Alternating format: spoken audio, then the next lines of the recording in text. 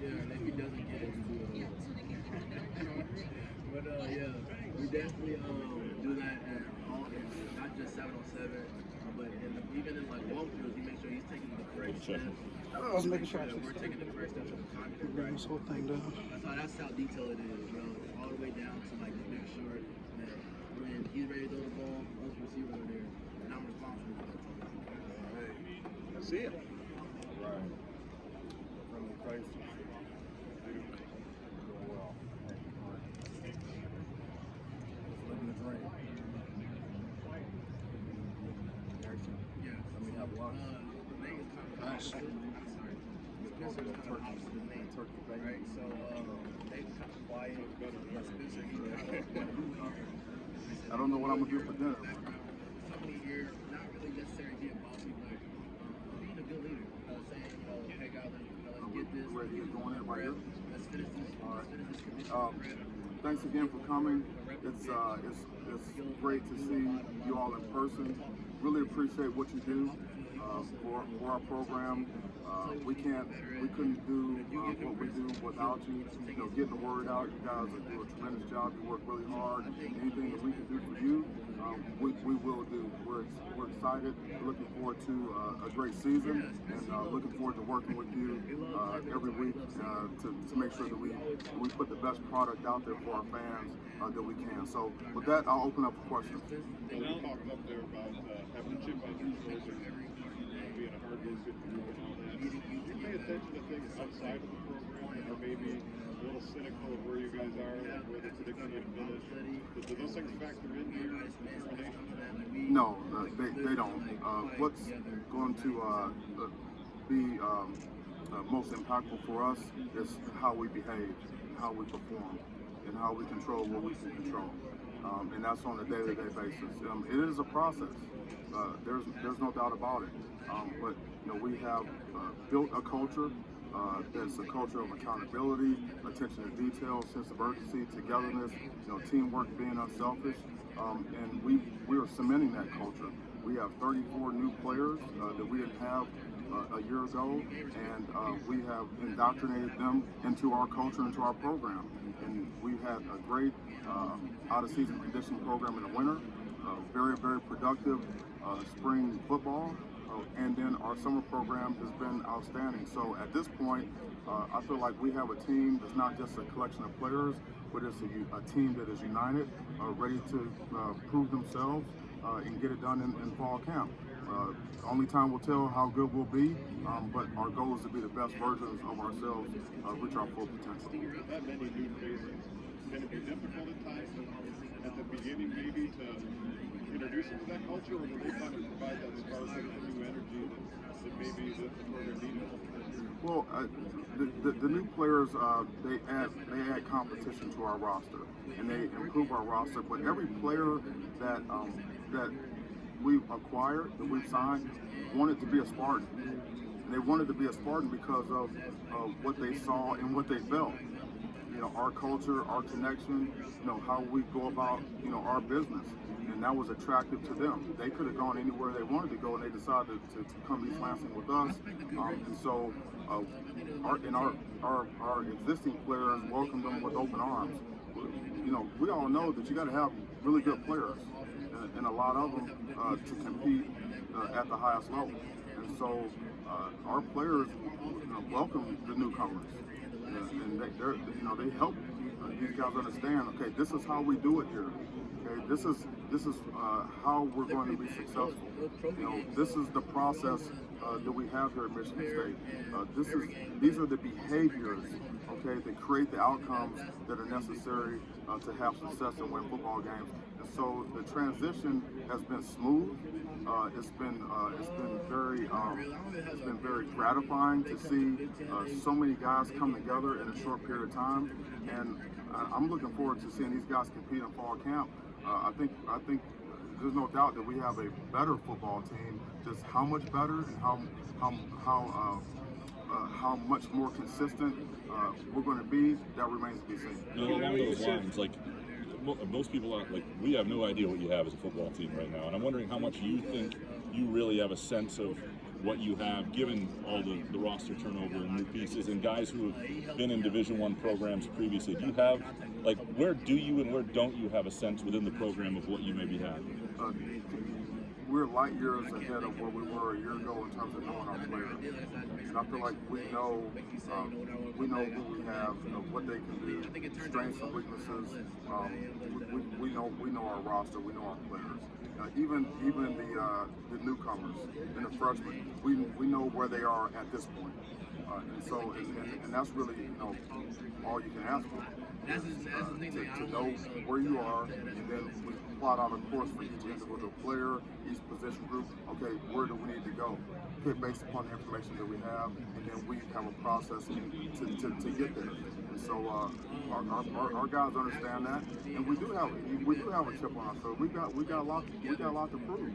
And we have to prove ourselves every day. We've got to get better, but in order to get better, there are certain behaviors that you have to commit to, and our players are committed to doing the things necessary to have a successful program. Now, I know in terms of your program, within your program, it's the second year, not the first.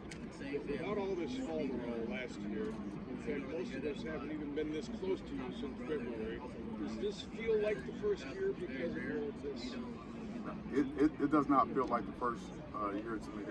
There's been a lot of work that's gone in to getting us to this point. From an X and O standpoint, scheme evaluation, connecting with our players, the strength and conditioning, nutrition, and the recruiting. It's been 100 miles an hour since day one. It's been a grind. So this absolutely feels like year two. It's just more of a normal. The normalcy of what we're experiencing right now is very refreshing, and we appreciate it.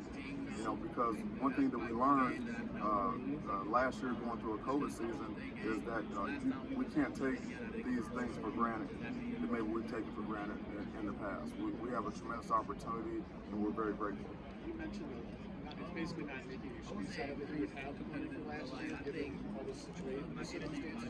Have you addressed the team like that? I mean, because people will look and see all the complications, but you say, that this is not year one type of thing, or this is year two and the build up. Yeah, I mean, we've never made any excuses ever.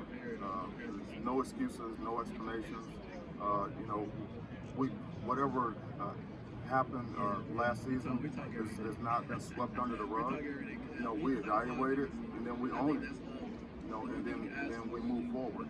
What we have to become is we have to be consciously competent, and that's how we're going to get the consistency and performance that we need to be successful. And what that means is that we execute behaviors, that lead to positive outcomes, and then understand why. Why were we able to win? Why were we able to move the football? Why we were able to take care of the football? Why were we able to stop people? Okay, and if you can understand it, then you can repeat it, and you can become more consistent. Okay, a year ago, we would have some success, but quite frankly, I don't think that we all understood why that was happening. And so it was not repeatable. And once you understand it, and you can repeat it, and you know the ins and outs of what you have to do on a day-to-day basis to get to the right place, then you can actually teach it. Okay, and then that's where the leadership kicks in. Okay, and that's part of the culture. Okay, the guys who understand what it takes and understand the choices, the behaviors, and the decisions that need to be made on a day-to-day basis. The guys that understand that, they can pass that along to the freshmen, to the transfers, to the newcomers, and so that's part of our culture of just being consciously competent. That's going to go well for us. You mentioned all the transfers. You went heavy on the defensive backs, on your corners. How much does that go into your build for the back defensive philosophy? And can you kind of maybe break down some of those guys and maybe how they fit with high level experience? Yeah, well, I believe that you start in the trenches. Offense and defensive lines. However, you have to have a well-rounded, comprehensive football team with very few weaknesses if you're going to be good. You know, if you're only strong in certain areas, you may be able to win some games, but you can't beat good teams. And so our secondary was a place where we needed to get better. We needed to add more good players, more capable players that we could work with, that we could develop, that could go out there and win one-on-one. Same thing in the linebacker position, and we were very aggressive in the portal to bolster our linebacking core. So along with the defensive line that has some experience, okay, and newcomers at the second and third level of our defense, we feel like we overall have a more talented and a deeper and more competitive roster on the defensive side of the ball. Okay, and now we have to do the things that we need to do to be successful on a consistent basis. But I feel like we have more of the tools, more of the players to be able to get that done. Does that allow you to do more with maybe dime packages, to have those guys, that not only just the number of bodies that you brought in, but also the experience? Yeah, I mean, when you have good players that understand the scheme, understand where they fit, and understand the concept, they're not memorizing plays, they understand concepts, then you're able to do the sky's the limit and what you can do from a scheme standpoint. And that's yet to be determined. We'll see how it goes through fall camp. You know, you're only as strong as your weakest link. We want to develop our roster from the bottom up. We need as many guys to be ready to play as possible. We need depth. Okay, we need to have competitive practices. We practice a lot more than you play. We want our practices to be harder than our games. Okay, and so you know how we progress and how we develop in fall camp is going to determine how much we can carry into a game and how dynamic we can be on both sides of the ball, special teams. Well, has anything changed in spring ball and your feeling about quarterback, and where does it stand today as we sit here? I feel good about the competition that we have. It's open competition. You know, we have capable quarterbacks that all have different skill sets, but it's going to be competitive. And, we're going to go into camp, and it's wide open. But I feel good about how the guys have worked. I feel great about the camaraderie, the teamwork, really the togetherness. The guys are helping each other. It's not a sharp elbow room there, which is good culture. And quite frankly, when you have a quarterback competition, we're gonna need them both. We're gonna need them all. We need to have as many guys on our roster that can go in a game and compete and win the one-on-ones and execute their position and play winning football. Okay, so we're going to develop all, whether it's Russo, Thorne, Noah Kim, Hamp Bay, those guys, they're all competing, okay, to get on the field, and it's our job to teach, motivate, and develop those guys, and not just motivate, but inspire those guys and capture their minds, okay, to get them to a place where they can go out there and play winning football for us. Those guys are on scholarship. They're on scholarship for a reason, because we think they can get the job done. Is that something you would like to have figured out during camp, or are you comfortable going into that first week of the season still up in the air, or thinking maybe a couple guys will play, or how would you approach that? Yeah, we're going to figure it out in camp. That's the goal. I know it's sort of a post-COVID year, but we're still dealing with a lot of stuff. We got a rope here, for example, and obviously, thank God. And obviously vaccinations is a big topic right now in the NFL and college football. Do you know what percentage you guys are at, and what conversations are you having with your players about that, as it may affect the season and how often they can play and things that could screw you guys up? Yes, that's a great question. We're at about 90% right now. And so we're encouraging our players to get vaccinated, and it's all about education and individual conversations, and being authentic and being real, and it's about trust, and we're going to hammer and work at it every single day. I thought a year ago we did a tremendous job. Our medical staff and our trainers and Sally and Dr. Coban, they were there with us side by side every step of the way, and we were all in it together. We followed the protocols to a T. Our coaches were great leaders, modeled the behavior that was necessary, and we were able to move through the season. And when we couldn't play, it wasn't because of something that we didn't do. It wasn't that we were not adhering to the protocol, and so we're going to continue. We're going to continue to do that. You know, our players that are vaccinated, they'll test only if they're symptomatic. And the players that are not vaccinated right now, we have a spit test and we test those guys 6 days a week. Does that affect it for you when you're doing position analysis of different guys in terms of availability being one of the great attributes? Somebody who's vaccinated is more likely to be available. Does that come into your thinking? Yeah, that's all part of it. You know, your best ability is availability, just like you said. And so, our players understand how important that is, and we have a very, very competitive roster.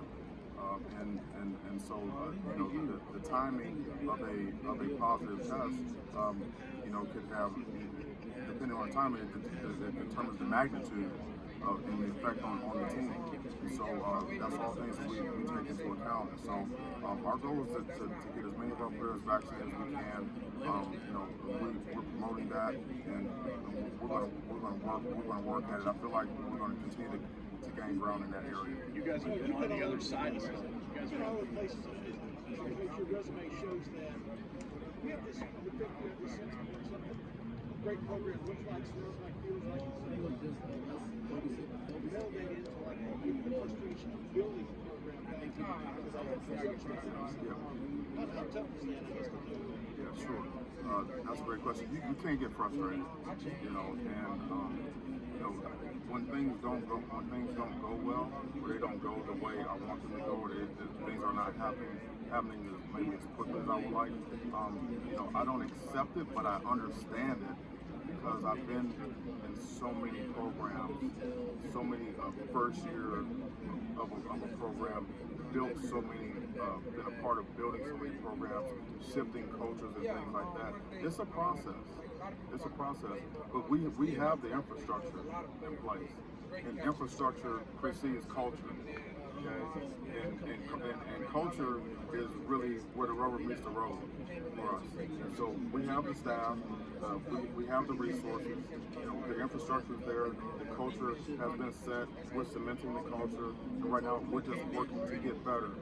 Just the aggregation of marginal gains across the board in our organization, every department, whether it's the coaching, the support staff, offense, defense, special teams, nutrition, strength and conditioning, training room, academics, creative team, everybody get a little bit better. Everybody get a little bit better. If everybody can get a little bit better every day, okay, then you can make tremendous strides, and it doesn't have to take forever.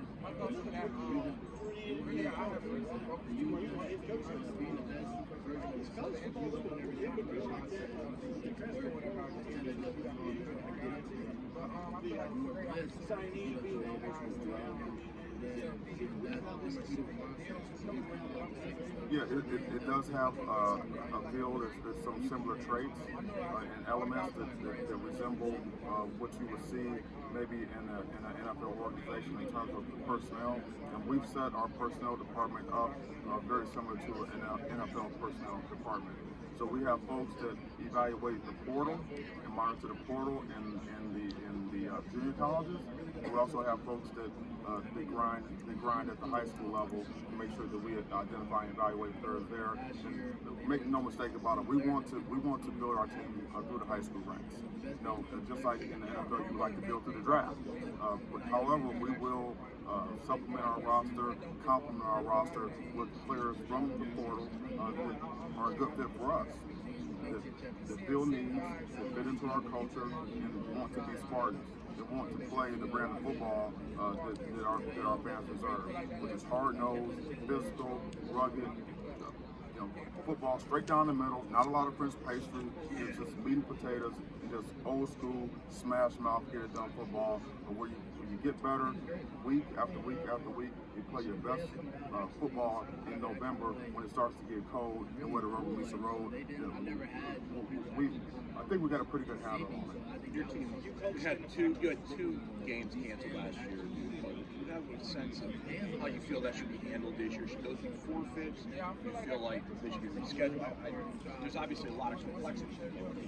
Yeah, I think that's going to be a collective decision. You know, and you know, my opinion is to do what's right and do what's best for the conference, and that's where I land on it now. From a timing standpoint, how do you handle roster management, especially with the transfer portal, leaving slots open? I mean, would it be smart for? I mean, I've heard in the coaching industry that maybe the best tactic would be to leave some slots open for after spring practice, so that you can fill openings that you may need that may arise during that you see in spring practice and such. Yeah, roster management is very important, just like it is in the National Football League. I mean, it's something that you monitor daily. You're always evaluating it. The circumstances always change, and you know, it remains to be seen if you hold a couple back for potential transfers or positions of need and things like that. You know, you really don't know, because you don't know who's going to leave early. You don't know what the injury situation is going to be like. You don't know if you're going to lose, what the attrition is going to be like, if the guys are going to transfer. And you have to be flexible. You have to be ready to adapt. I will say this: that we need to be convicted. We need to have strong conviction on players that we recruit, that we sign from the high school ranks. We don't need to reach for high school players. Okay, and we understand that.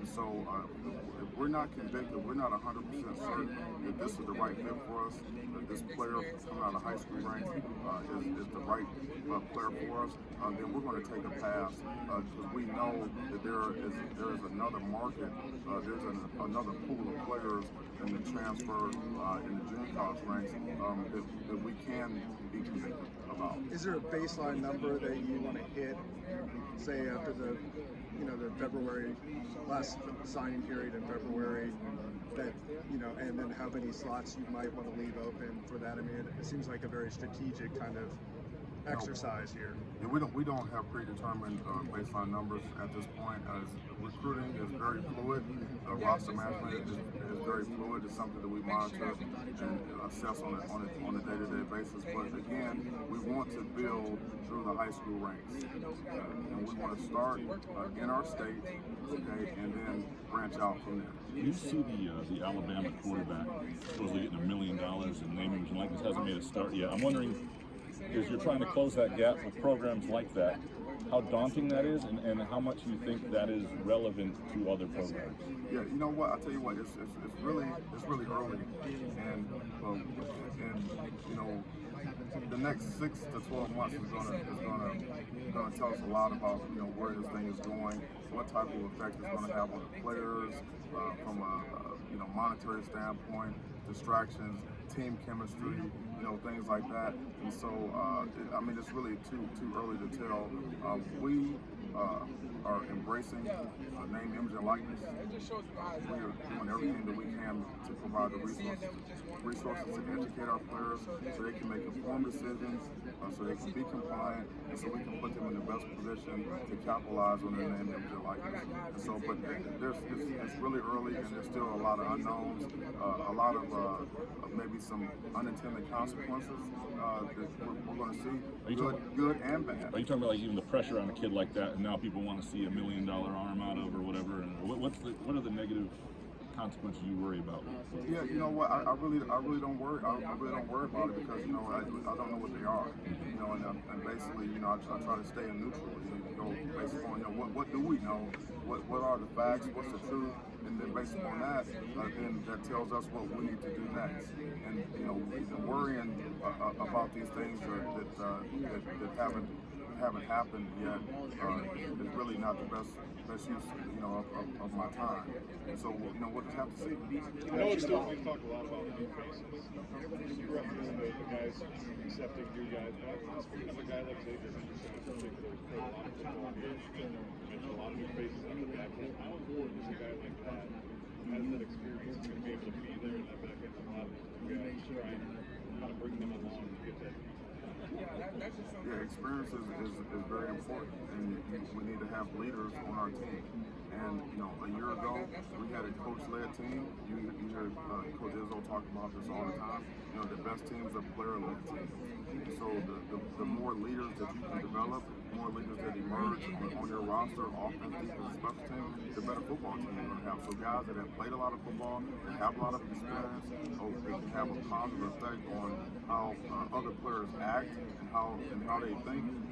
The more of those guys you have, the better chance you have to be successful. So, guys like X are, they're very, very important. And I tell you what, he's an outstanding leader. He's a great person. He's a great teammate. He's one of those guys that when you talk about what is a Spartan, what is a Spartan? What is a great team? What is a great teammate? What are the characteristics? What is behavior? He's one of those guys. What's the feedback? You want to build through the high school ranks. You mentioned day one, the Detroit. How does Thomas Wilcher build that bridge? And kind of explain how that all came about and getting it.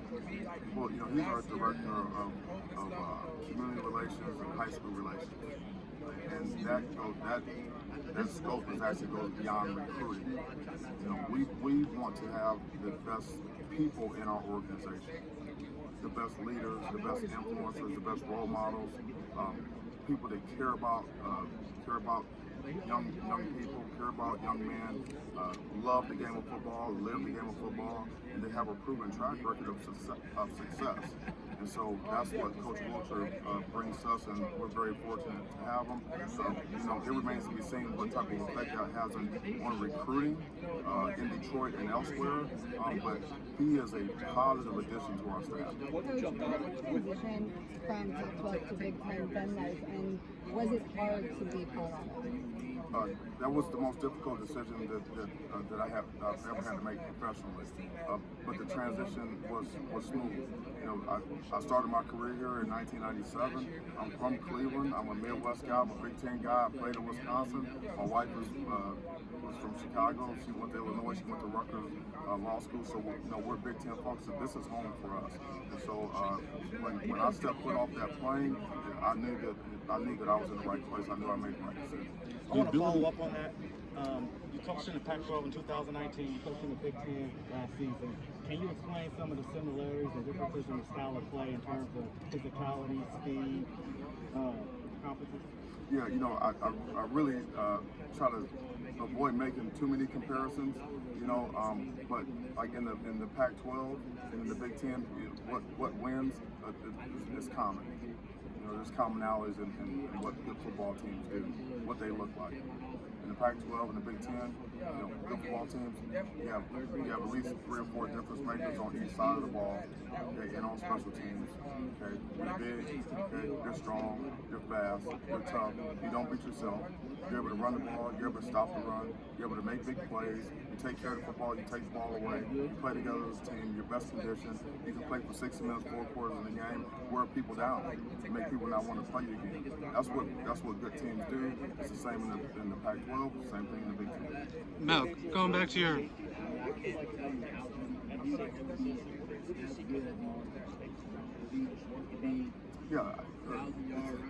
Jello is that's my guy. I call him a sugar weasel, and he's a relentless competitor. He has tremendous range. He's got very good instincts, and he lives football. I mean, football is important to him. He's a good teammate. He's not afraid to come up and strike an individual and knock him back. He's a physical player, and he's a guy that learns. He has a high football IQ, and he learns quickly. He usually doesn't make the same mistake twice. So he's a guy that can play multiple positions. He's going to provide range in our back end, and he also has cover ability. And you need to have that at the safety position because of all the 3 and 4 wide receiver sets. If you ever want to play tight coverage and play man-to-man and be able to get off the field on 3rd down and things like that, your safeties have to be able to cover, not just off, but they have to be able to press. And so he brings tremendous flexibility to the back end. Mel, going back to your I'm trying to make sure that everybody is definitely Yeah, I mean, we brought guys in we feel like can get the job done at those positions, and now it's our job. Once they're here, now we have to develop those guys. But we do have the skill sets at those positions, and like I said, it's really early. You know, it remains to be seen. You know, at what level of competency they are going to be when we start camping, and how fast can we get them to where they can be consistent performers and win one-on-one out there. But I feel good about the group of guys that we have. We have depth there, and we have talent, and we got a hunger.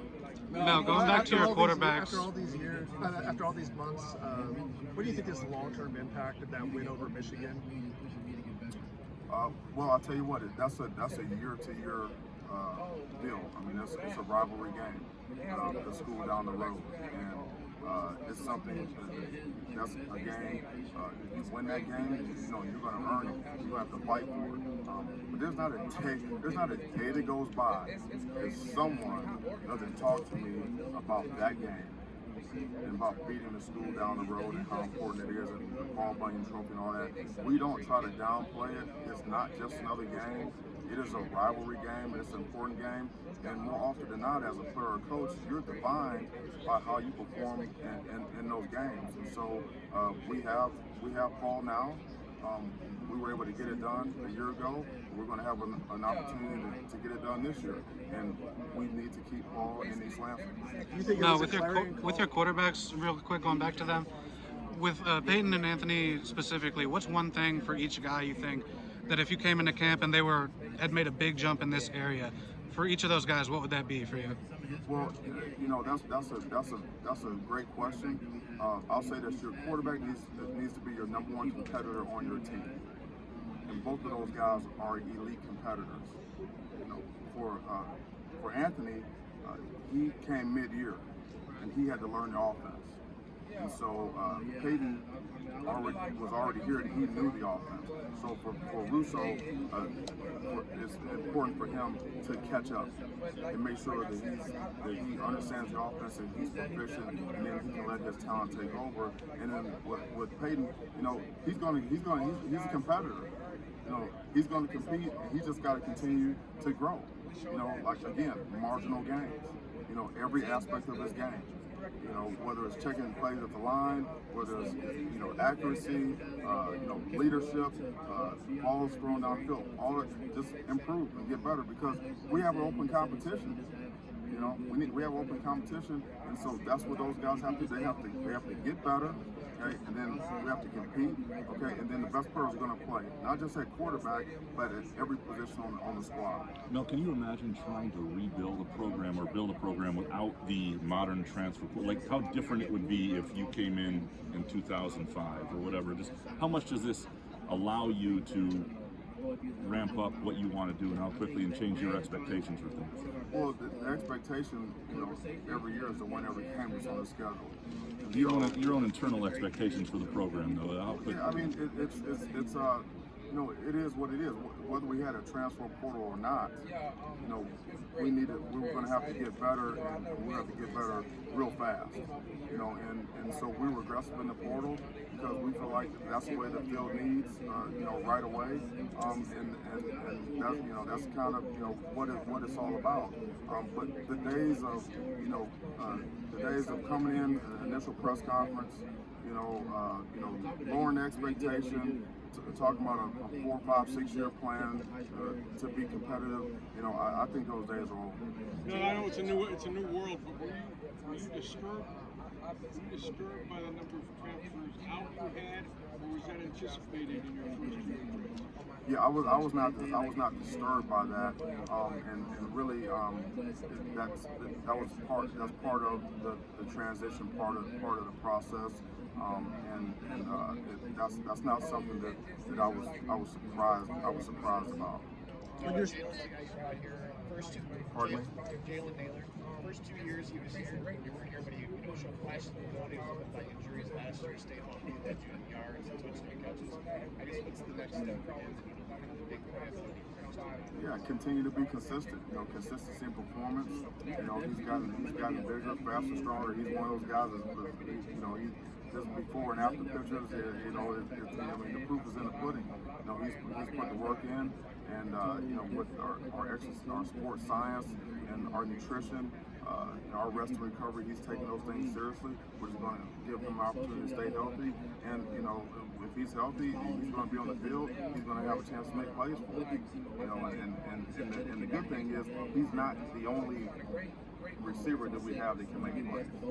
You know, in order for him to be successful, you know, we have to have other guys be able to step up and be consistent performers. Our offensive line has to do a great job. You know, we have to be able to run the ball and have balance on offense. We have to be able to incorporate our tight ends. You know, our running backs have to be able to run with authority. I mean, it's going to be a comprehensive effort, you know, for guys to be able to produce and be the best versions of themselves individually and as a unit. While we're on the offensive line, that's one place where you didn't have a lot of attrition. Brought a lot of guys back with experience. What was the off-season plan for them? It looks like they beefed up, and I thought the strength and conditioning was a key component this season. Yeah, you win the game is won and lost in the trenches.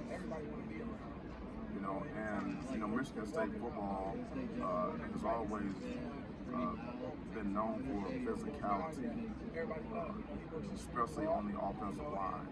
We have to be able to run the ball. Excuse me. We have to be able to run the ball on our terms, which means when we want to run it, okay, or when we need to run it. When everyone in the stadium knows that we're going to run the ball, we got to be able to get that done. And so, in order to do that, we got to get stronger. We have to get more explosive. You know, we have to become more nasty. You know, we got to get lower. We got to have better hand placement.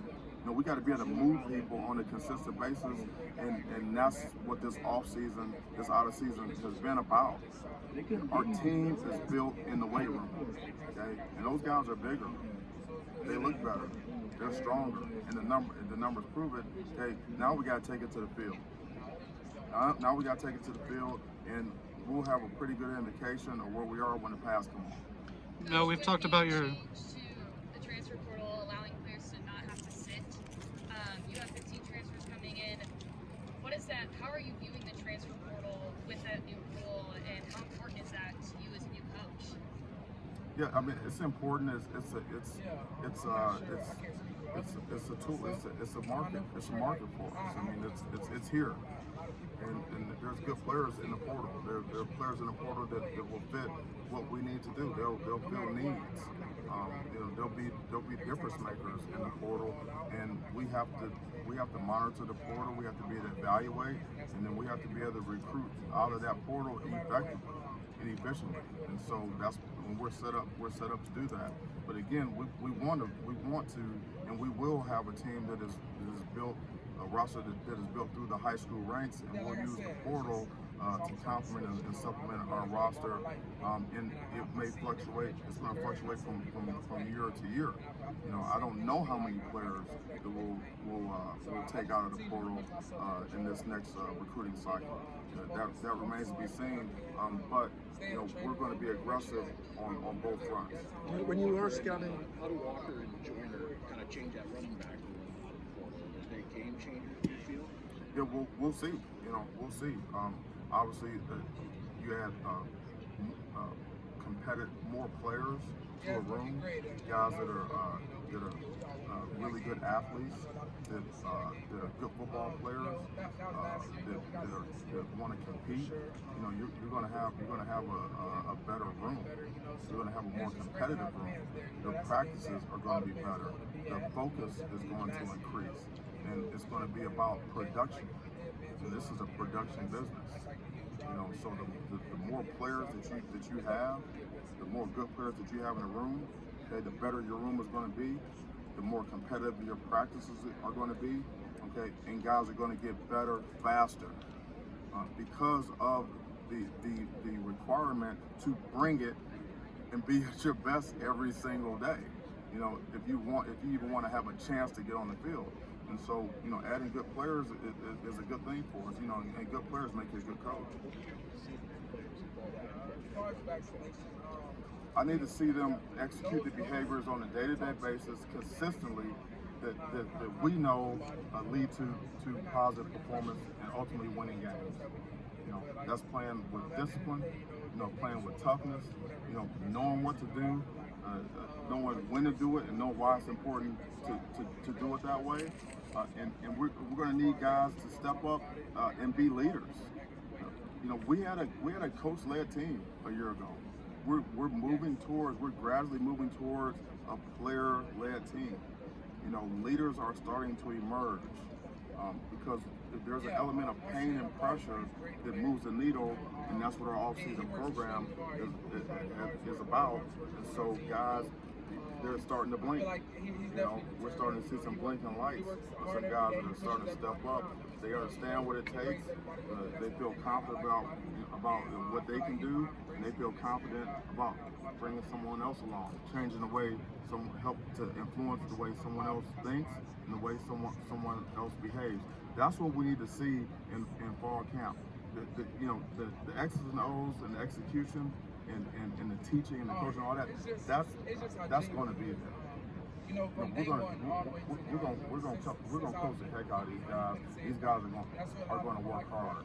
There's going to be some of those leadership things, you know, chemistry, resilience, consistency, you know, things like that. That's really what's going to make the difference in camp. You know, a condensed, very intense, you know, time of 23, 24 practices, whatever. That's when you find out, and that's how you mold your team on the field with the pads on. Mel, with so many in your back seven that you're replacing, a lot of your returning snaps are on the D line. What are you looking for from that group to provide sort of some leadership or some consistency while maybe those newer guys in the back seven figure some things out? You've got a lot of veterans up front like a Drew Beasley and others. What do you see for that group, and can they kind of be the leaders of your defense early on maybe? You know, on defense, it starts up front. I mean, it really does, and we do have guys that have experience. We have guys that can make plays, and guys and that group has improved. You know, we've had a really good out of season, strength and conditioning and rest, recovery, and nutrition. You know, I expect those guys to lead the charge up front. You know, we need to be able to count on our front. We need to be able to lean on our front. You know, if we could play split safety coverage and stop the run, that makes it better for all of us in the back end. You know, linebackers and defensive backs, and that remains to be seen. You know, you don't necessarily. I don't believe that you necessarily. If you have the right type of front, you don't necessarily have to drop a safety in the box and play 8-man fronts, okay, to stop the run. Okay, I would much prefer to drop a safety down and mix up the coverage based upon what type of coverage we want to play, not because we need to stop the run. Okay, but in order to do that, you need to be able to dominate up front. You need to be able to whip people, okay, win the one-on-ones, play a gap and a half, and finish on the ball. That's what we have to be able to do up front. So the weight room is going to help us in that regard, and we'll see what happens when we put the pads on. Now, when you're evaluating the transfer portal, I mean, do you look at certain programs because those programs maybe evaluate players in a similar fashion that you do, or, you know, I guess value the same things that you do? I mean, do you look at certain programs and say that might be, that player coming from there understands maybe what we're trying to accomplish as well? Yeah, the transfer portal, I mean, all the guys are different. They're in the portal for different reasons. They come from, you know, different backgrounds, different schemes. You know, we're not necessarily looking for players that have played in a similar scheme that we run here. That's not a requirement. You know, we're looking for the athlete. We're looking for the player with the right mental disposition. We want players that want to be smart. We want guys that want to compete at the highest level. We want guys that look at our schedule and want that. And want that, know that this is what it's going to be. You know, this is what's going to be in conference, year in and year out. We want players to look at that and say, I want that schedule. I want that challenge. I'm going to be able to compete at the highest level. I'm going to go to Michigan State. I'm going to make a difference, and I'm going to help Michigan State win. Okay, and I'm going to play against the best. That's what we're looking for. And I don't care where they come from. What are the competitive advantages of having a third of a new roster going into a season where opponents don't really know much to scout or scheme? Yeah, I don't know. It's going to be relative to their ability to scout and project and things like that. When you go into any season, you're early in the season, especially in the first game, you're going to see some unscouted looks, and you're going to have to be able to adapt and adjust because there are going to be quite a few unknowns. In the NFL, we will have 4 preseason games, and then you could at least had an idea of what a guy could do and how he was being used to a certain extent. In college football, you don't have that, those initial games are going to be a lot about adjusting and adapting, but it's going to be, at the end of the day, it needs to be about what we do. Is there a challenge with starting with a conference opponent? A lot of teams are going 3 non-conference and then get into conference, but you guys jump out Northwestern. It's not like you can hold things back in a conference. Yeah, the schedule's the schedule.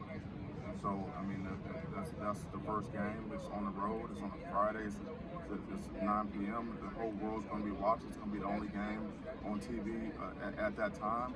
And it's a huge stage against a great opponent that's very well coached and has got a lot of good football players. And if you're a competitor, that's what you want. So we're going to prepare for that, and we're not going to hold anything back, obviously. Sure, Tom Izzo has mentioned you a couple hundred times about the first couple of years here, 8 and win. They were rough. He's counseled you on that. Has he encouraged you to stay the course? Has he talked to you about those days a lot? Yeah, he mentions those days, and he can laugh about it now, But Coach Izzo has been very, very supportive of me, my staff, and our program in general. And he's routinely, at our practices. We talk, almost every day. I was just at one of his practices, earlier in the week, and we just have a great relationship. But yeah, it's a process, and we all know that. And when you come to settings like this, what people really want to know is how many games you think you're going to win. That's what people want to know. We don't know that, But the goal is to win every game on our schedule. That's the goal. Now, whether we can do that remains to be seen. Okay, but if we do the things on a consistent basis that it takes to win games, okay, then we'll get the positive outcomes. Okay? And that's why we practice. That's why we train. That's why we meet. That's why we have culture. That's why we do what we do to put ourselves in that. That's why we recruit, to put ourselves in position where we can, play good teams, okay, win the one-on-ones, take teams into the fourth quarter, be best conditioned, and find a way to get it done in the end. That's what we're here to do. There's no excuses, no explanations. At the end of the day, you're either in the left-hand column or you're not. Going back.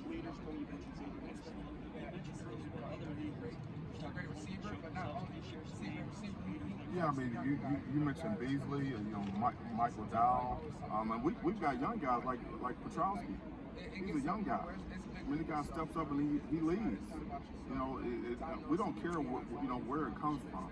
If you can affect and influence a teammate, a guy next to you, on how he thinks and how he behaves, you're a leader.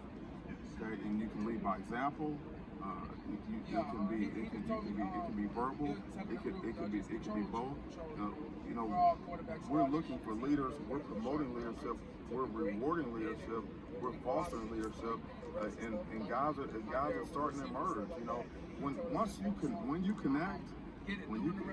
connect with people, and you listen and you learn, you understand what's important to people, what their goals are. Okay? And then you help people get what they want, knowing that if you help people get what they want, then you'll get what you want. When guys start to understand that, then that's when you get more.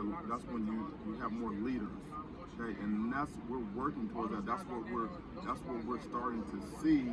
Okay, as we grow as a football team. And so, the leadership is coming from all angles: offense, defense, special teams, young guys, old guys, and obviously from the coaching staff. I mean, it's a collective effort. Training camp is going to be huge. Okay, and we're going to learn a lot because the training camp is going to be difficult. It's going to be hard. It's going to be rugged. Guys are going to have to be resilient. It's going to be very, very competitive. And it's going to be relentless. Okay, and so it's going to be real. Okay, so the real leaders, okay, will emerge in camp. Well, you guys show basketball. That's the rumor. I call him Big Sexy. You might want to ask him. But we have a great strength and conditioning staff. Coach Novak does a great job.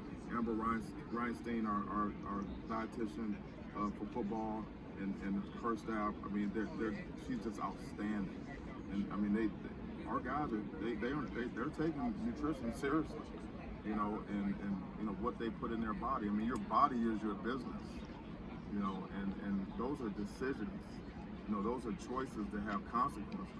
And again, when guys start to see positive results, they start to see gains in the weight room, and they start to see themselves, their bodies start to transform, they get stronger, and then they understand why. How did this happen? How did I get like? They understand why. They're consciously competent. Okay, and then they can repeat it. They can sustain it. They can be consistent. And then you know what? They can teach someone else. They can bring them along. And that's what we're starting to see, not just with him, but not just with Deshaun, but with other players as well. How does limiting the contact factors change what you want to do and get out of the first month before the first game? They minimize the amount of hitting. It doesn't change anything for us. I mean, you don't have to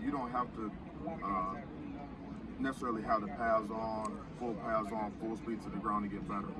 In the National Football League, I mean, you play 20 games before you even get to the playoffs. If you include the preseason games, and oftentimes, you're required. I mean, you can't put pads on the guys because they, I had Sean Rogers ask me one time when I was the defensive coordinator with the Cleveland Browns. He comes up to me like on a Wednesday. He says, "Mel, do you want it today or do you want it on Sunday?" I said, "I want it on Sunday." He said, "Well, I can't give it to you today." So the key to the deal is make sure that you get your guys fresh and ready to go in the game. We're going to have enough opportunities to hit, and we're going to practice fast. We're going to stay off the ground. We're going to be safe, and the guys will be in shape, and we'll be healthy going into the games. I mean, we have to manage our team. We got to be smart with our players. I mean, it's a human performance business. Mel, you've been in a. Keon Coleman, Malik Carr, guys come in and aspirations to play basketball. Is that something you're okay with? If you like guys like that have that ability to be able to play those spots, is that good for you? You guys want to play basketball? Have at it. We got Adam Berghorst that plays baseball. I had guys that when I was at Alabama, half of my secondary ran track. And I recruited Miko Harmon at Georgia, one of the best athletes in the country. He ran track.